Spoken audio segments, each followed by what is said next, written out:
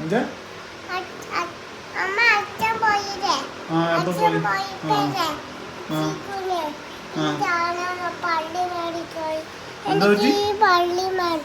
ഈ മുട്ടായി മേടിച്ചോ? ഈ മുട്ടായി വേണോ?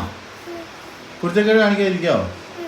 ഒരു ദിവസം മൊത്തം കുരുത്തക്കേട് കാണിക്കാൻ നല്ല കുട്ടിയായിട്ട് ഇരുന്ന ഈ മുട്ടായി മേടിക്കുന്നതിനെ കുറിച്ച് അച്ഛൻ ആലോചിക്കാം.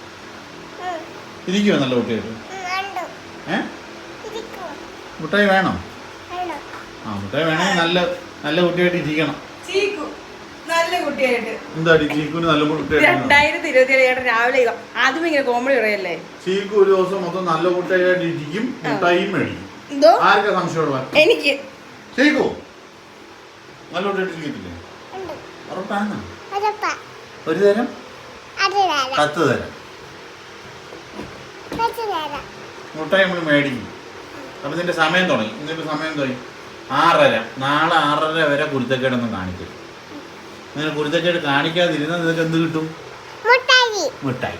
ചേച്ചിക്ക് കൊടുക്കൂ? കൊടുക്കത്തില്ല. അച്ഛന് തരുമോ? അമ്മയ്ക്ക് ഇല്ല, കൊടുക്കത്തില്ല.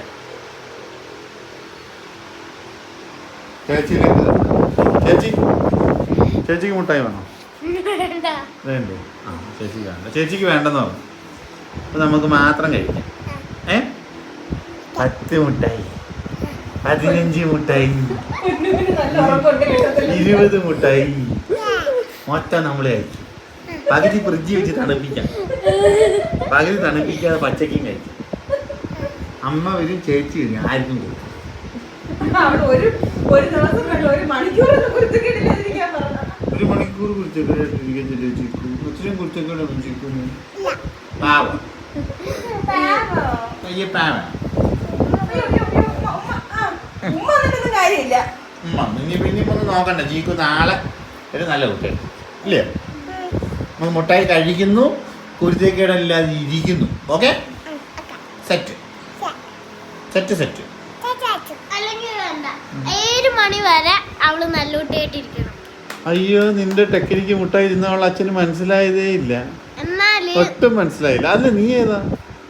നീ മുട്ടായിടിയിലില്ല. ചീക്കു മുട്ടായി എന്താന്ന് എനിക്ക് മനസ്സിലായില്ലേ? മനസ്സിലായില്ല. മറ്റേ പന്ന മുട്ടായി, മറ്റേ ലോട്ടോ ചോക്കോ പോയിട്ട് അമ്മ മേടിച്ചത് ഇല്ലേ?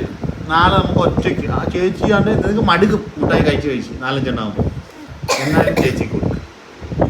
കളഞ്ഞേരും, എന്നാലും ചേച്ചിക്ക്